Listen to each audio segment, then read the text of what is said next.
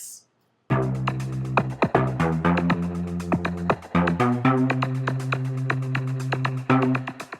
Maple syrup is awesome. It's not just that awesome thing that you put on your pancakes every morning, because I know you eat pancakes every morning. It's this amazing, super cool, natural sweetener that has been literally in use for hundreds of years. Right now in the world, Canada is the #1 producer of maple, as you might be able to guess, because their flag is actually a maple leaf, so it's kind of a big deal in Canada, which means that Americans don't really know about it. In America, Vermont is the #1 producer of maple syrup. After that is New York. What's interesting is that New York State actually has something like 3 times as many maple trees, but they're only tapping 1% of their maple trees. And Vermont's like, maple tree? I'd tap that. Maple syrup is the sap from the tree. It is xylem sap. Trees have these layers. They're like ogres and onions and parfaits. At the very center is the dark pith. Outside of that is the xylem, which is kind of this thicker, lighter wood area. And then outside of that is the phloem, spelled with a P. And that has a sap, but it's a thicker sap. And then outside of that is the actual bark, or the epidermis of the tree. We collect maple sap from that thicker, white, looser part, the xylem. Literally, the life essence of the tree. You get the roots in the ground suck up water, and they suck up minerals, and they have sugars. They mix all that together, and they're going to use that to grow, and then we stick a little metal thing inside and we take the liquid out and we drink it because it's really, really good on pancakes and waffles, in ice cream, and to drink straight. It's just great. This sounds really cruel because you're taking this blood from this tree and you're using its nutrients to make your pancakes amazing flavored. But actually, we only ever take about 5 to 7% of the sap from the tree. Researchers have looked at this, they've tracked it, they've observed that trees that are tapped, they grow about 5 to 7% less tall, but they have exactly the same lifespan. So there's actually not really any harm to the tree. It has this full, fulfilling life. And it also gives us just this amazing, amazing, delicious syrup. We steal the life essence from the maple trees. We're good. We're good. And we concentrate it. It's just so good. Gosh. Traditionally, that was done through boiling it. So you stick it in this big old pan. You take like 50 freaking gallons of maple sap. This is nowhere near 50 gallons. And you boil all of the water out because the actual sap is really only about 2% sugar. Then you end up with about 1 gallon of maple syrup for every 30 to 50 gallons or so of the maple sap that you take and you boil it off. And actually boiling is like incredibly inefficient, so now they're doing fun things like reverse osmosis. That's actually the only thing they're really doing. Usually reverse osmosis is used to purify water so you get just pure water, but in this case it's actually used to take all that useless water out, because who wants water? Water's dumb. You are left with a much more concentrated solution of the actual good maple stuff that you want. Let's talk about the history, though. Native Americans were using it as soon as the British people came over and started trying to infect them with things.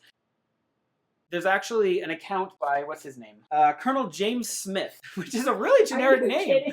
That is a really generic name. Are you sure it wasn't a false name? Maybe it was like a pet name. Like, it was like his pen name. I'm a colonel, you guys, and my name is James Smith. Allegedly, this person named Colonel James Smith spends a lot of time with Native Americans in the northeastern part of the country where maple trees are really common. He recorded it was winter and it was just turning into spring, and the Native Americans that he was living with started collecting the sap from the maple trees to turn it into sugar. They took a big wood bowl, collected all of the maple sap, which has about the consistency of water.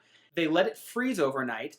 And first thing in the morning, they took the ice, they broke it off, and they threw that away. And he asked them, isn't this going to take the sugar out with it? And they're like, no, the sugar doesn't freeze. The sugar stays liquid. They just kept doing this over and over again to turn it into a syrup, and then down into a sugar to where it crystallized, and they could store it, they could take it with them, they could cook venison with it, whatever they wanted to do. That's actually originally how maple sap was used as a sweetener.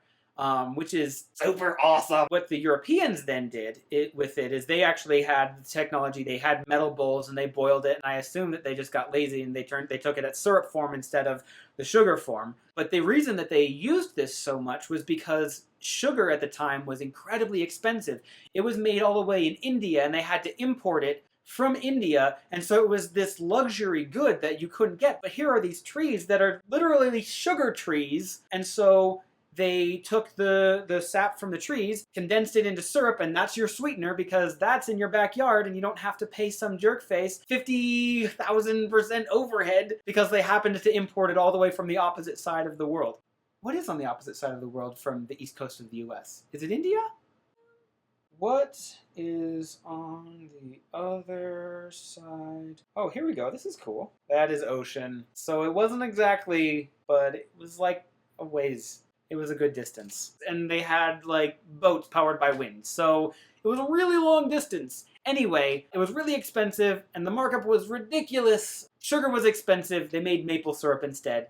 And it's fantastic. So what makes maple syrup so fantastic? It's this flavor that you can't describe because the only way to describe it is to say it tastes like maple, which is a tautology, and most people don't really like hearing those sorts of things. What's really cool about this is that science actually doesn't know why maple syrup tastes the way that it does. They know what it's made of, obviously. It's really easy to look at things under a microscope and be like, oh, this is that chemical. As far as identifying where the unique flavor comes from, no one actually knows specifically this is the chemical compound that forms the maple syrup flavor. Another thing that we actually don't really know about maple syrup is why it gets its color. In America, there are 4 grades of maple syrup. Grade A light amber, grade A medium amber, grade A dark amber, and grade B. From the lightest, most transparent to the darkest and least transparent.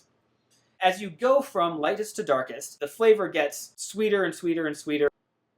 But nobody really knows why the sap becomes light amber versus grade B. While we're talking about science, maple trees, traditionally, you don't tap them until they're at least 10 inches in diameter because it's too harmful for the tree. And for a maple tree to get that large can take anywhere from 25 years to 50 years.